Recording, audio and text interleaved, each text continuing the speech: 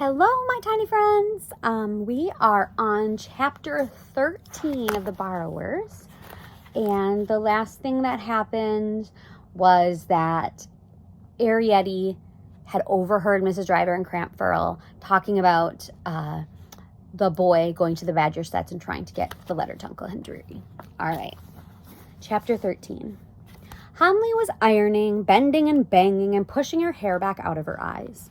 All round the room, underclothes hung, airing on safety pins, which Homily used like coat hangers. "What happened?" asked Homily. "Did you fall over?" "Yes," said Arietti, moving quietly into her place beside the fire. "How's the feeling coming?" "Oh, I don't know," said Arietti. She clasped her knees and laid her chin on them. "Where's your knitting?" asked Homily. "I don't know what's come over you lately. Always idle. You don't feel seedy, do you?" "Oh," exclaimed Arietti, "let me be." And Homily, for once, was silent. "It's the spring," she told herself. That wasn't Arietti. "It's the spring," she told herself, "used to make me like that sometimes at her age." "I must see that boy," Arietti was thinking, staring blindly into the fire. "I must hear what happened. I must hear if they're all right. I don't want us to die out. I don't want to be the last borrower. I don't want..." And here Arietti dropped her face onto her knees. "To live forever and ever like this, in the dark, under the floor." "No good getting supper," said Homily, breaking the silence. "Your father's gone borrowing to her room, and you know what that means." Arietti raised her head. "No," she said, hardly listening. "What does it mean?" "That he won't be back," said Homily sharply, "for a good hour and a half. He likes it up there, gossiping with her and poking about the dressing table. And it's safe enough once that boy's in bed. Not that there's anything we want special," she went on. "It's just these new shelves he made. They look kind of bare, he says, and he might, he says, just pick up a little something." Arietti suddenly was sitting bolt upright. A thought had struck her, leaving her breathless and a little shaky at her knees. A good hour and a half, her mother had said. The gates would be open. "Where are you going?" asked Homily as Arietti moved toward the door. "Just along to the storeroom," said Arietti, shading her one hand her candle dip from the draught. "I won't be long." "Now don't you untidy anything," Homily called out after her, "and be careful with that light." As Arietti went down the passage, she thought, "It is true, I'm going to the storerooms to find another hat pin. And if I do find a hat pin and a piece of string, there won't be any name tape. I still won't be long because I have to get back before Papa. I'm doing it all for their sakes," she told herself doggedly. "One day they'll thank me." All the same, she felt guilty. Artful is what Miss Driver would say she was. There was a hat pin, one with a bar for the top. She tied on a piece of string very firmly, twisting it back and forth like a figure 8, and as a crowning inspiration, she sealed it with sealing wax. The gates were open, and she left the candle in the middle of the passage, where it would come to no harm, just below the hole by the clock. The great hall, when she climbed out into it, was dim with shadows. A single gas jet, turned low, made a pool of light beside the locked front door. Another faintly flickered on the landing halfway up the stairs. The ceiling sprang away into height and darkness, and all around was space. The night nursery, she knew, was at the end of the upstairs passage, and the boy would be in bed. Her mother had just said so. Arietti had watched her father use his pin on the chair and single stairs. And single stairs, in comparison, were easier. There was a kind of rhythm to it after a while. A throw, a pull, a scramble, and an upward swing. The stair rods glinted coldly, but the pile of the carpet seemed soft and warm and delicious to fall back on. On the half landing, she paused to get her breath. She did not mind the semi-darkness. She lived in the darkness. She was at home in it. And at a time like this, it made her feel safe. On the upper landing, she saw an open door and a great square of golden light, which, like a barrier, lay across the passage. "I've got to pass through that," Arietti told herself, trying to be brave. Inside the lighted room, A voice was talking, droning on. "And this mare," the voice said. "It was a 5-year-old, which really belonged to my brother in Ireland, not to my elder brother, but to my younger brother, the one who owned the stalemate. And oh, my darling, he entered her for several points to points. And when I say several, I mean 2 or 3. Have you ever seen an Irish point to point?" "No," said another voice, rather absent-mindedly. "That's my father," Arrietty realized with a start. "My father talking to Great Aunt Sophie, or rather, Great Aunt Sophie talking to my father." She gripped her pin with its loops of string and ran into the light and threw it to the passage beyond. As she passed the open door, she had a glimpse of firelight and lamplight and gleaming furniture and dark red silk brocade.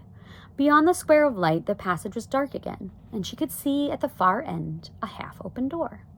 "That's the day nursery," she thought, "and beyond that is the night nursery." "There are certain differences," Aunt Sophie's voice went on, "which would strike you at once. For instance—" Arrietty liked the voice. It was comforting and steady, like the sound of the clock in the hall. And as she moved off the carpet onto the strip of polished floor beside the skirting board, she was interested to hear that there were walls in Ireland made of hedges. Here, by skirting, she could run, and she loved running. Carpets were heavy-going, thick and clinging, and they held you up. The boards were smooth and smelled of beeswax. She liked the smell. The schoolroom, when she reached it, was shrouded in dust sheets and full of junk. Here, too, a gas jet burned, turned low to a bluish flame. The floor was linoleum, rather worn, and the rugs were shabby. Under the table was a great cavern of darkness. She moved into it, feeling about, and bumped into a dusty hassock higher than her head. Coming out again into the half-light, she looked up and saw the corner cupboard with the doll's tea service, the painting above the fireplace, and the plush curtain where her father had been seen. Chair legs were everywhere. Their seat chairs obscured her view.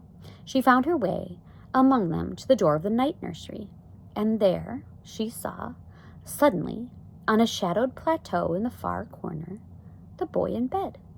She saw his great face turned toward her on the edge of the pillow. She saw the gaslight reflected in his open eyes. She saw his hand gripping the bedclothes, holding them tightly pressed against his mouth. She stopped moving and stood still. After a while, when she saw his fingers relax, she said softly, "Don't be frightened. It's me, Arrietty." He let the bedclothes slide away from his mouth and said, "Arry, whatty?" He seemed annoyed. "Eddie," she replied gently, "did you take the letter?" He stared at her for a moment without speaking, then said, "Why did you come creeping into my room?" "I wasn't creeping," said Arrietty. "I even ran. Didn't you see?" He was silent, staring at her with great wide open eyes. "When I brought the book," he said at last, "you'd gone." "I had to. The tea was ready. My father fetched me." He understood this. "Oh," he said matter-of-factly, and did not reproach her. "Did you take the letter?" she asked again. "Yes," he said. "I had to go back twice. I shoved it down the badger's hole." Suddenly, he threw back the bedclothes and stood up in bed, enormous in his pale flannel nightshirt. It was Arrietty's turn to be afraid. She half turned, her eyes on his face, and began backing slowly toward the door. But he didn't look at her. He was feeling behind the picture on the wall. "Here it is," he said, sitting down again. The bed creaked loudly. "But I don't want it back," exclaimed Arrietty, coming forward. "You should have left it there. Why did you bring it back?" He turned it over in his fingers. "He's written on it," he said. "Oh, please," cried Arrietty excitedly, "show me." And she ran right up to the bed and tugged on the trailing sheet. "Then they're alive. Did you see him?"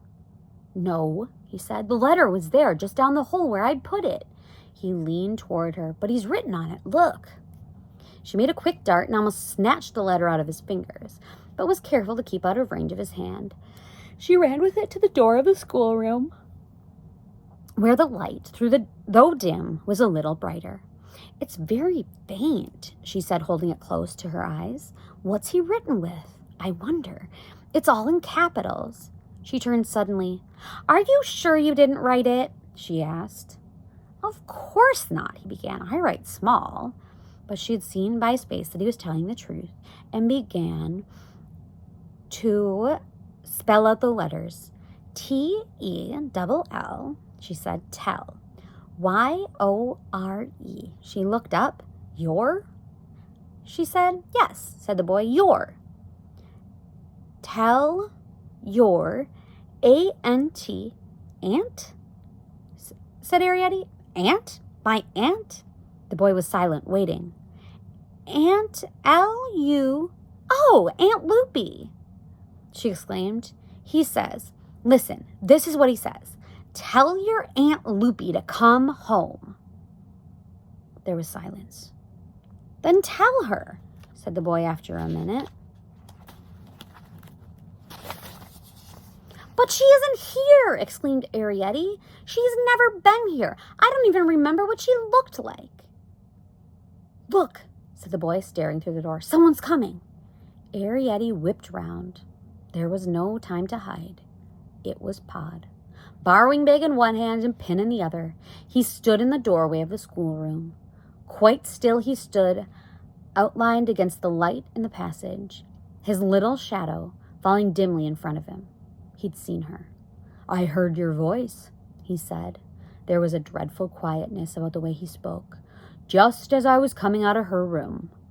Arietti stared back at him, stuffing the letter up her jersey. Could he see beyond her into the shadowed room? Could he see the tousled shape in bed? Come on home, said Pod, and turned away. That's the end of the chapter. There you can see the boy. There's Arietti. You can see this is in the distance out in the hallway. That was a really good chapter. All right, I'll see you back again with chapter 14. Love you.